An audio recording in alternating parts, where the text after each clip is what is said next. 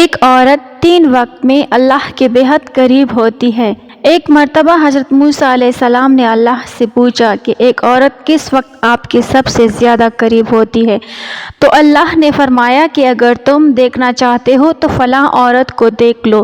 حضرت موسیٰ علیہ السلام نے دیکھا تو بسم اللہ الرحمن الرحیم، ایک مسلمان عورت 3 اوقات میں اللہ کے بہت قریب ہوتی ہے۔ ناظرین، اس ویڈیو میں بتائیں گے کہ وہ کون سی 3 اوقات ہیں جب ایک مسلمان عورت اللہ کے بہت قریب ہوتی ہے۔ لیکن آئیے سب سے پہلے یہ جان لیتے ہیں کسی نیک بخت عورت پر تہمت لگانا کیسا ہے، یعنی کسی عورت کے بارے میں ایسی جھوٹی بات کہنا کہ جو اس عورت میں نہ پائی جاتی ہو، تو پھر اس کی سزا کیا ہے؟ ایک مرتبہ ایک شخص حضرت علی رضی اللہ تعالیٰ عنہ سے پوچھنے لگا، یا علی بتائیے کہ وہ کون سا مرد ہے کہ جس کی تمام عمر کی عبادت اس کے منہ پر ماری جائے گی اور وہ بغیر حساب و کتاب کے دوزخ میں جائے گا؟ بس جیسے ہی یہ پوچھا گیا تو حضرت علی رضی اللہ تعالیٰ عنہ نے فرمایا کہ اے بندے خدا، یاد رکھنا کہ میں اللہ کے رسول سے سنا ہے کہ جو مرد کسی عورت پر تہمت لگاتا ہے تو اللہ اس مرد کی ساری نیکیاں اس کے منہ پر دے مارتا ہے، اور اللہ کے فرشتے اس پر مسلسل لعنت بھیجا کرتے ہیں، اور یوں وہ دنیا میں رسوا ہو جاتا ہے اور آخرت میں کسی بھی نیکی کا صلہ نہیں پاتا۔ وہ شخص پوچھنے لگا کہ یا علی، کسی عورت پر تہمت لگانا اتنا بڑا گناہ کیسے ہے؟ تو حضرت علی رضی اللہ تعالیٰ عنہ نے ارشاد فرمایا کہ اے شخص، کسی پر تہمت لگانا یعنی کسی کی عزت کو قتل کرنا ہے۔ یاد رکھنا کہ اللہ کے نزدیک جیسے کسی انسان کو قتل کرنا ایک بدترین گناہ ہے، ویسے ہی کسی پر تہمت لگانا اس کی عزت اور شخصیت کو قتل کر دینے کے برابر ہے۔ اے شخص کہ کبھی بھی کسی پر تہمت نہ لگانا، خاص طور سے کسی عورت کے بارے میں کبھی کوئی جھوٹی بات نہ کہنا۔ ناظرین، آئیے اب جانتے ہیں کہ وہ کون سے 3 وقت ہوتے ہیں جب ایک مسلمان عورت اللہ کے سب سے زیادہ قریب ہوتی ہے۔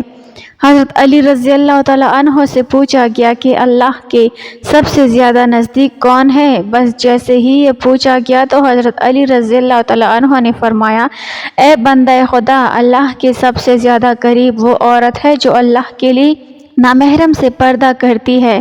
اے بندے، یاد رکھنا کہ اللہ سبحانہ و تعالیٰ نے عورت کو رحمت کا مجسمہ بنایا ہے تاکہ وہ ہر گھر کو اللہ کی رحمت سے بھر دے۔ میں نے اللہ کے رسول سے سنا ہے کہ اللہ نے ہر عورت کے لیے ایک فرشتہ مقرر کیا تاکہ وہ عورت کے دل کی آواز کو سنے اور فوراً اس کی دعا کو اللہ کے دربار میں پہنچا دے۔ لیکن افسوس تو یہ ہے کہ جب ایک عورت بے پردگی اختیار کر کے زندگی گزارتی ہے تو وہ فرشتے اور اللہ کی رحمت عورت سے دور ہوتی جاتی ہے، اور یوں عورت دکھ اور تکلیف کا شکار ہوتی جاتی ہے۔ اے بندے خدا، یاد رکھنا کبھی بھی کسی باپردہ عورت کا دل نہ دکھانا، کیونکہ نیک عورت کی بد دعا آسمانوں کو چیرتی ہوئی اللہ کی رضا بن کر کائنات میں نافذ ہو جاتی ہے۔ ناظرین، حضرت علی رضی اللہ تعالیٰ عنہ کے فرمان سے ثابت ہے کہ عورت جب باپردہ حالت میں ہوتی ہے تو وہ اللہ کے بہت قریب ہوتی ہے۔ ناظرین کرام، ایک عورت کا اللہ کے قریب ہونے کا دوسرا وقت وہ ہوتا ہے جب وہ پردے کی حالت میں رہتے ہوئے اپنے گھر کے اندر نماز ادا کرتی ہے۔ ایک مرتبہ ام حمید رضی اللہ تعالیٰ عنہا رسول اللہ صلی اللہ علیہ وسلم کے پاس آئیں، کہتی ہیں، یا رسول اللہ صلی اللہ علیہ وسلم، میرا جی چاہتا ہے کہ میں آپ کے ساتھ نماز پڑھوں۔ سوچیں، اس سے بڑی کوئی اور تمنا یا اس سے بڑی کوئی خواہش ہو سکتی ہے؟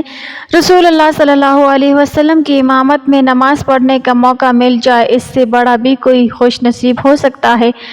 رسول اللہ صلی اللہ علیہ وسلم نے فرمایا، میں جانتا ہوں کہ تم میرے ساتھ نماز پڑھنے کو پسند کرتی ہو، لیکن رسول اللہ صلی اللہ علیہ وسلم نے فرمایا، جو تم اپنے دار میں یعنی اپنے گھر میں نماز پڑھو گی وہ کسی مسجد میں جا کر پڑھی جانے والی نماز سے بہتر ہے۔ رسول اللہ صلی اللہ علیہ وسلم نے فرمایا، چپ کہ جو عورت نماز پڑھے گی وہ سب سے بہتر ہوگی۔ ام حمید رضی اللہ تعالیٰ عنہا نے یہ بات جب یہ سنی تو وہ واپس چلی گئی۔ انہوں نے اپنے گھر کے کونے میں نماز کی جگہ مختص کی جہاں اندھیرا تھا، جہاں کسی کی نظر بھی نہیں پہنچتی تھی۔ رسول اللہ صلی اللہ علیہ وسلم کی صحابیہ پھر وہاں ہی نماز پڑھا کرتی۔ یہاں تک کہ وہ اپنے رب کے پاس چلی گئیں۔ ناظرین، ثابت ہوا کہ جب ایک عورت اپنے گھر کے کمرے کے اندر حضور سجدہ ریز ہوتی ہے تو اس وقت وہ سب سے زیادہ اللہ کے قریب ہوتی ہے، پھر وہ جو بھی مانگے اللہ عطا فرماتا ہے۔ ناظرین، ایک مرتبہ حضرت موسیٰ علیہ السلام نے اللہ سبحانہ وتعالیٰ سے پوچھا کہ اے میرے خالق و مالک، مجھے یہ بتائیں کہ اس وقت میں یعنی اس موجودہ دور میں تجھے سب سے عزیز کون ہے؟ اللہ تبارک و تعالیٰ نے جواب دیا کہ اے موسیٰ، اگر دیکھنا چاہتے ہو کہ مجھے عزیز کون ہے تو جاؤ کنعان کے ایک گاؤں میں، وہاں ایک عورت رہتی ہے، اس کا نام دیال ہے، وہ اس وقت مجھے سب سے زیادہ عزیز ہے۔ حضرت موسیٰ علیہ السلام کے دل میں یہ بات پیدا ہوئی کہ میں بھی اس اللہ کی عزیز بندی کی زیارت کروں، دیکھو تو وہ آخر وہ ہے کون اور ایسے کون سے عمل کرتے ہیں کہ جس کی وجہ سے اللہ کو عزیز ہے۔ حضرت موسیٰ علیہ السلام چلتے رہے، بڑھتے رہے، اس گاؤں پہنچے تو کیا دیکھتے ہیں کہ ایک ٹوٹا ہوا گھر ہے اور اس ٹوٹے ہوئے گھر میں ایک عورت رہتی ہے جس کے نہ ہاتھ ہیں، نہ پاؤں ہیں اور نہ ہی آنکھیں ہیں، نہ ہی کان، صرف ایک زبان ہے جو اللہ سبحانہ وتعالیٰ کا شکر ادا کر رہی ہے۔ حضرت موسیٰ علیہ السلام نے دیکھا اور دل ہی دل میں کہا کہ اے میرے پاک پروردگار، تو نے اس عورت کو کسی نعمت سے نہیں نوازا، پھر بھی یہ تیرا شکر ادا کر رہی ہے۔ بس حضرت موسیٰ علیہ السلام کا یہ سوچ رہا تھا کہ وہ عورت کہنے لگی، اے موسیٰ، تو اللہ کا نبی ہوگا، اللہ کے لیے یہ نہ کہو کہ اللہ نے مجھے کچھ نہیں دیا، اللہ نے مجھے جو کچھ دیا ہے میں تو اسی کا شکر ادا نہیں کر سکتی۔ تو حضرت موسیٰ علیہ السلام نے پوچھا کہ وہ کیسے؟ تو عورت کہنے لگی کہ اے موسیٰ، اگر اللہ مجھے قدم دیتا اور میں ان قدموں سے چل کر باہر جاتی تو یقیناً گناہ کرتی، لیکن اللہ مجھے عزیز رکھتا ہے، اس لیے ایسے تمام گناہوں سے بچا لیا۔ اگر مجھے ہاتھ دیتا تو شاید کہ میں اللہ کی مخلوق پر ظلم کرتی، تو اللہ نے مجھے ان گناہوں سے بھی بچا لیا۔ اگر آنکھیں دیتا تو شاید کہ میں نامحرم کو دیکھتی، تو اللہ نے مجھے ان گناہوں سے بھی بچا لیا۔ اگر اللہ مجھے کان دیتا تو شاید میں گانا بجانا سنتی، غیبت سنتی، اس لیے اللہ سبحانہ وتعالیٰ نے مجھے ان گناہوں سے بھی بچا لیا۔ صرف مجھے ایک زبان دی ہے تاکہ میں اس زبان سے اس کا شکر ادا کر سکوں، اور اللہ سبحانہ وتعالیٰ نے میری روح کی آنکھوں کو اتنا منور کر دیا ہے کہ میں نے کبھی تمہیں دیکھا ہی نہیں، پھر بھی میں تجھے پہچانتی ہوں۔ تو بتاؤ کہ میں اس کریم اور رحیم اللہ کا شکر کیوں نہ ادا کروں؟ تو ناظرین، یہ سب سن کر حضرت موسیٰ علیہ السلام رونے لگے اور کہنے لگے کہ تمہارا ایمان تمہیں اللہ کے قریب کرتا ہے۔ تو ثابت ہوا کہ اگر اللہ کسی عورت پر کوئی آزمائش ڈالتا ہے تو اسے چاہیے کہ اس آزمائش پر راضی ہو جائے اور ہمیشہ اللہ کا شکر بجا لائے، کیونکہ ایسی عورت جو آزمائشوں کے باوجود اللہ کی شکر گزار ہوگی، پھر یہی وہ وقت ہے جب وہ اللہ کے بہت قریب ہو جاتی ہے۔ احادیث مبارکہ میں عورتوں کے بیان کردہ اوصاف کی 3 قسمیں ہیں۔ اس میں سے پہلی قسم کی عورت جن اوصاف کی حامل ہوگی وہ یہ ہیں: وہ عورت نرم خو ہو، نرم مزاج ہو، بردبار ہو، خفیفہ ہو یعنی پاک دامن ہو، وہ عورت مسلمان ہو، اپنے شوہر سے بہت محبت کرنے والی ہو، وہ عورت زمانے کے حوادثات کے مقابلے میں اپنے شوہر کی مددگار ہو مگر شوہر کے مقابلے میں حوادث زمانہ کی مددگار نہ ہو۔ عفیفہ اور پاک دامن ہونا یہ عورت کا وصف ہے اور سب سے اونچا وصف ہے جس کا قرآن کریم نے بھی ذکر فرمایا ہے۔ ترجمہ: نیک عورتیں فرمانبردار ہوتی ہیں، مرد کی غیر موجودگی میں اللہ کی دی ہوئی حفاظت، اس کے حقوق کی حفاظت کرتی ہیں۔ دوسرا وصف قرآن کریم نے ذکر فرمایا کہ وہ شوہر کی غیر حاضری میں خیانت نہیں کرتی بلکہ اپنے عزت و آبرو کی اور شوہر کے مال و اولاد کی حفاظت کرتی ہیں، اس لیے اللہ تعالیٰ نے ان پر حفاظت کا پردہ ڈال رکھا ہے۔ نبی اکرم صلی اللہ علیہ وسلم کا ارشاد گرامی ہے، عورت کو اللہ نے نگہبان فرمایا ہے اپنے شوہر کے گھر کا اور اس کی اولاد کا، اللہ تعالیٰ کی فرمان برداری اور احکام الہی کو بجا لانے والی ہو۔ مسلم کے معنی ہے گردن ڈال دینا۔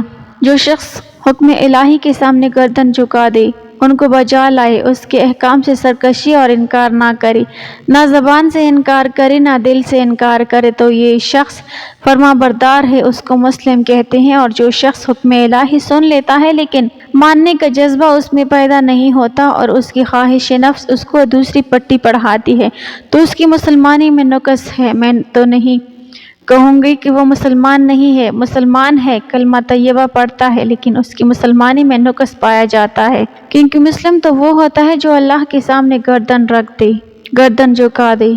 अपनी ज़ाहिरी गर्दन भी झुका दे जैसा कि हम सजदे में झुका देते हैं और दिल की गर्दन भी झुक जाए। अपने चेहरे और वजूद वाली गर्दन तो तुमने अल्लाह के सामने झुका दी, लेकिन दिल की गर्दन नहीं झुकी।